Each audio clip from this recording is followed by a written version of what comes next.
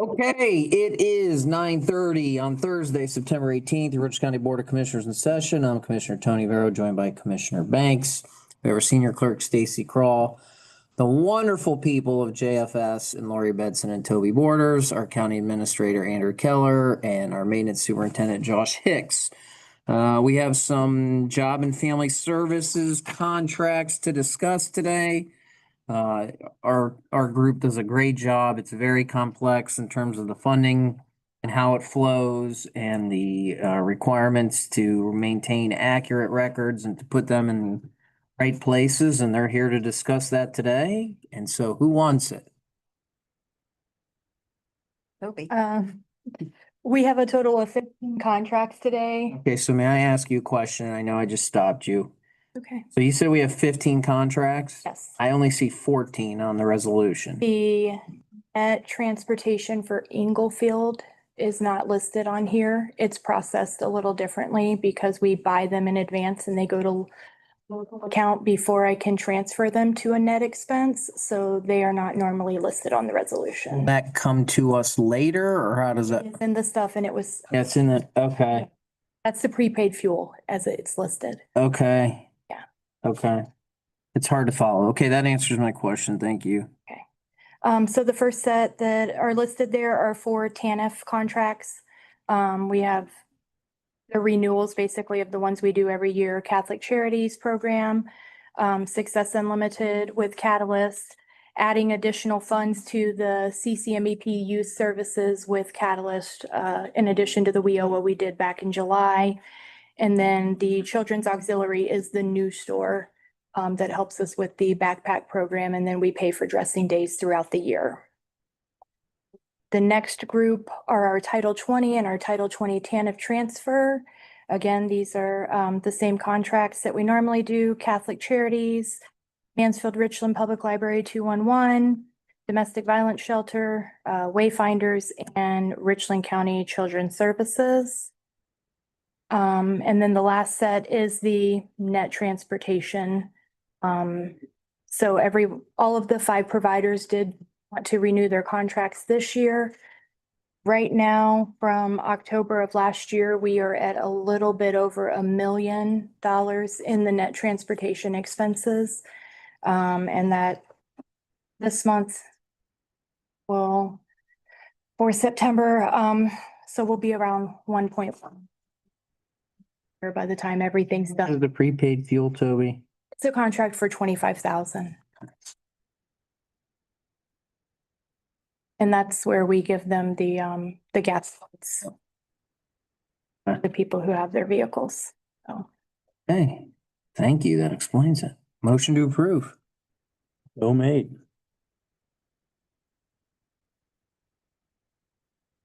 Second. Plus seconding the motion. Yes. Commissioner Banks. Yes.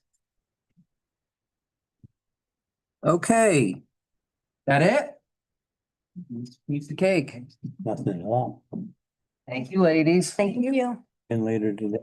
I am. See me or are you just calling me? Or do you want me to come and see you?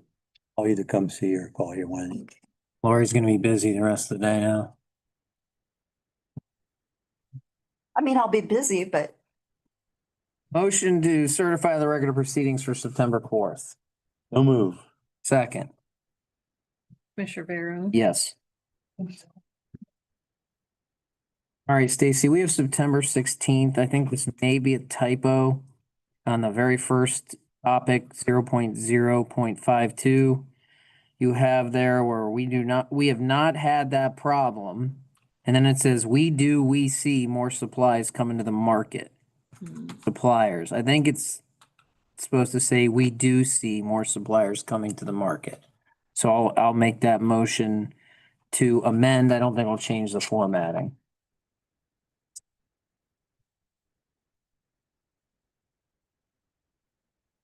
And I'll second. I'll ask for the motion. You making the motion as amended? I am. Second. Commissioner Barrow. Yes. Commissioner Banks. Yes. Okay, motion to approve requisitions. No move.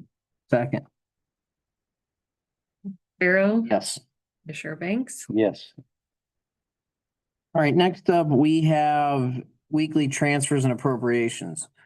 I'll ask for a motion to approve all, but I do want to note that child supports transfer are somewhat self-explanatory because they're moving money into training, into the reason for the transfer. That box is blank.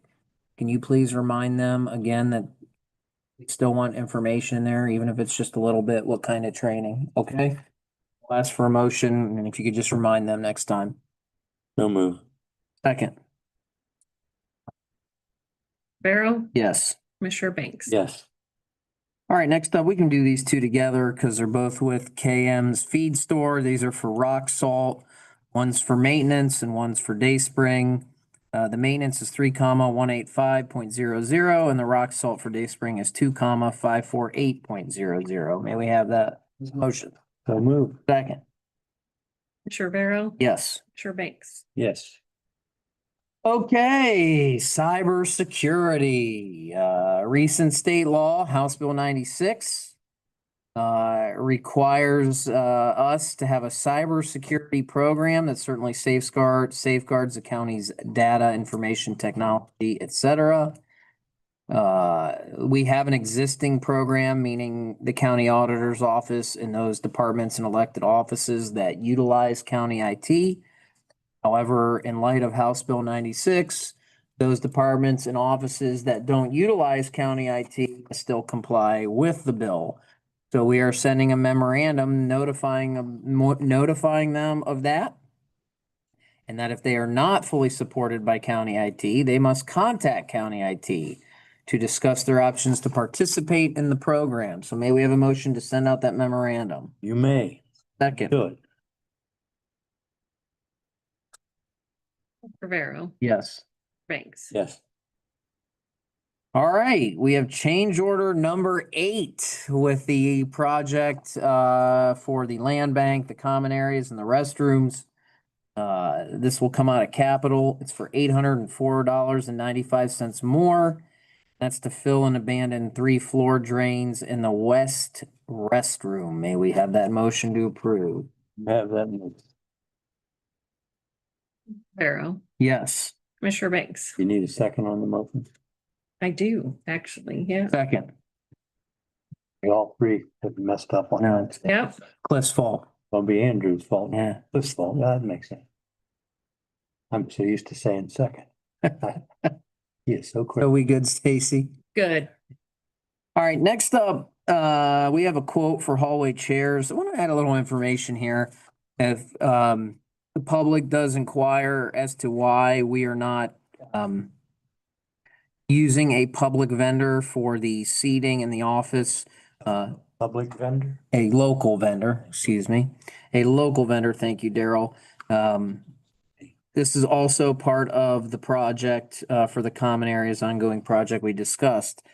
The reason for that, and I think the taxpayers would be okay with that, is the quote we received for the same chairs at a later delivery date, mind you, was for $70,000, while this quote was for $39,000. So that's nearly 100% more the cost from a local vendor. So I think the taxpayers would understand, while we're still going with an Ohio vendor, this is an Richland County vendor, but I would like to note that for the minute. So we, And it is the same chair. same chairs. Specs are the same. I mean, it's, So certainly I'll ask for a motion that we go with 4U office for those chairs for 39,693.11. I will make that. Second, Commissioner Pharaoh, yes. Banks. Yes. All right, next up, we have 2 resolutions. This is the ongoing national opioid litigation. There's been some additional settlements amongst Purdue Pharma and the Seckler family, and obviously some secondary manufacturers. So these document our participation in those settlements. And then the second resolution acknowledges and accepts that this will be going again through One Ohio. So may we have those motion? I will make that motion. I will second. Commissioner Vero, Yes. Commissioner Banks. Yes. Okay, that's a lot of stuff this morning. I don't see any media members here, so we will recess and come back at 10 a.m.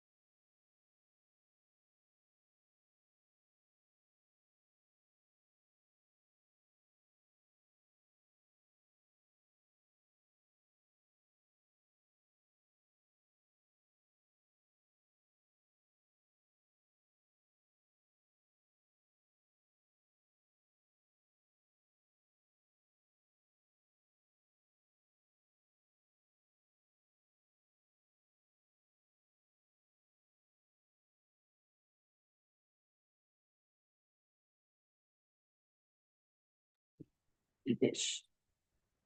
Guy I'm is. gonna wait till he comes back. Amanda can explain the situation. Okay, we are in session at 10 a.m. Don't know if we're gonna approve a contract or not. Andrew Keller, our county administrator, is looking at some things. We have a need in wastewater for an emergency pump as the Reed lift station has having some maintenance issues, so we certainly need an emergency pump. So we have a contract to rent the pump, however, nothing intentional on behalf of the company renting us the pump. Oftentimes their standard agreement has language that we as public entities can't accept. So we're kind of in the process of going through that and initialing some changes. And so Andrew's been working with Amanda on that. And Amanda, why don't you fill us in if I missed anything there? I don't think you missed anything. I mean, we have been doing lift station repairs and upgrades throughout the county over the last 8 years now. And this one happened to be one that didn't go as planned. We did get our brand new pumps. Unfortunately, the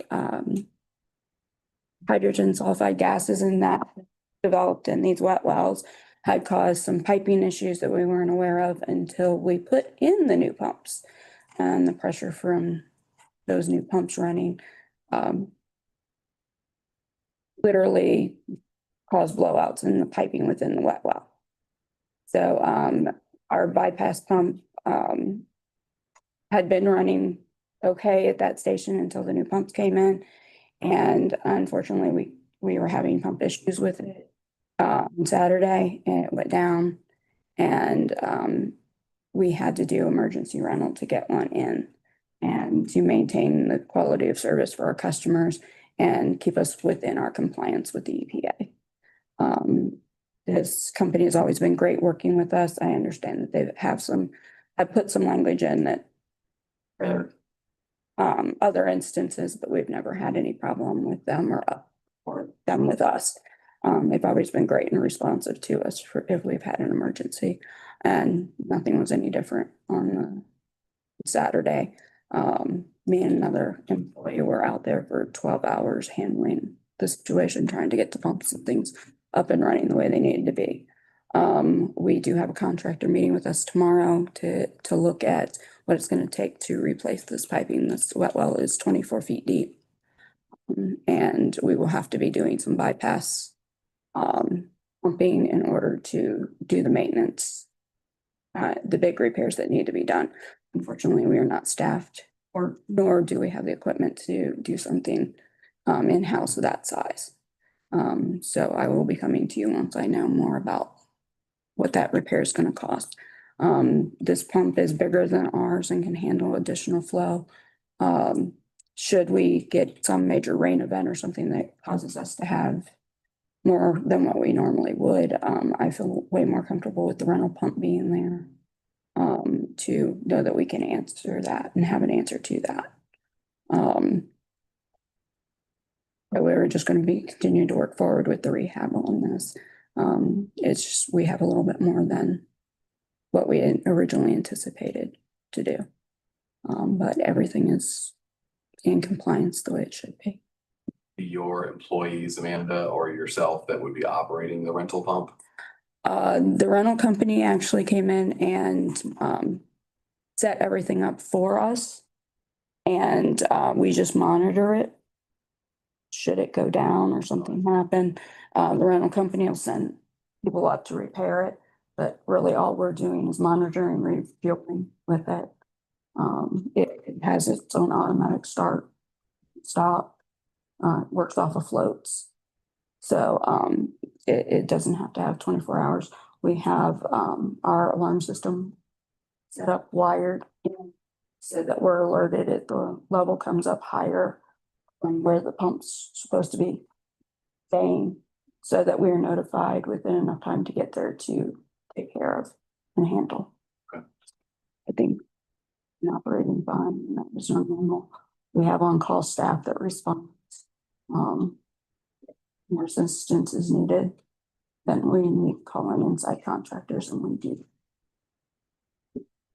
So Andrew, how you want to handle the contract? Well, because it's time sensitive, I would recommend the commissioners vote to award the contract today. That still allows for Amanda and I to complete negotiations. But yes, hopefully we'll have a signed contract by the end of the week. Motion to approve, So move. second, Commissioner Vero, yes. Commissioner Banks, Yes. Greg, any questions about the exciting world, but very important, of lift stations and rental pumps? Well, I would like to change the focus a bit to, you guys have a significant project taking place down on the Belleville corridor down there that's happening at the moment, correct? Yes. So just like update and completion date, if you got it at this. Everything is running fairly smooth down there with our project plan. They started the lining, I want to say a week ago. I know they came in April and did a bunch of cleaning to make sure everything was prepped. They're cleaning and cammering and then lining with a cure in place pipe. All the vitrified clay that is on schedule right now and is slated to be completed by the end of next week for that portion of the project. They've already started digging for the wet well on Coheiser. I know they've poured the pads and I believe they're setting the wet well part of the station into the ground. I think that was supposed to start today. It'll just depend on when the delivery was done. As far as once that is complete, then their focus is going to shift towards the Belleville-Johnsville line.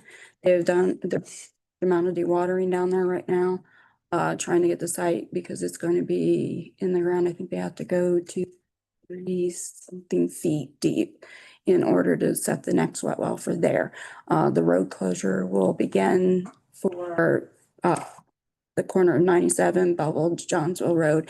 Bixler there, it's right there in front of where the new station is going to be. That closure is supposed to start on the 22nd. And it is going, they've got it slated for 30 days. We're hoping it doesn't take that long, but wanted to make sure that everybody was able to do their routes and their bus routes and all of that so that they would know where they were going and not be in the midst of this. We'll open it back up as soon as we can, but for right now, we're looking at 30 days there. Everything keeps progressing, hoping that we are still on track to be substantially complete by our April of 26 plan. Okay, and again, just the capacity upgrade, just if you, from memory, like how much more flow are you gonna get due to these? Well, the infrastructure you're putting in. The intent was to put in infrastructure to be able to do pump upgrades that would allow for close to 300,000 gallons a day to pump through Belleville-Johnsville into the downstream system of Belleville-Butler. The current capacity with the pumps that are going to be installed, once these are set and done sometimes next year, is going to stick to our original agreement with Belleville of 85,000 gallons. We are roughly around 55,000 gallons a day now. I guess I'm a 30,000 upgrade. The pumps will be submersible pumps, so it's a pretty much a standard line as far as drop in or replace with a bigger pump. Shouldn't be that hard to do with the major infrastructure that we're putting in. Like I said, we're putting in the bigger wet wells, we're putting in the bigger force main, and that is scheduled to be bored in the next month to month and a half is what the plan is, but it'll be weather dependent as well. So yes, everything's moving along. Real pleased with what I've seen so far in the work. But we've had our challenges. That water table was very, very, very high. And so dewatering the sites has been one of our biggest challenges. Perfect. Move around, take some pictures. Okay. Anything else? Amanda has done a great job overseeing this and taking care of what problems we have. So we're real pleased and proud that she's down there getting the job done. Thank you, Tony. Thank you, Amanda. We will recess, or excuse me, we will adjourn at 10:10.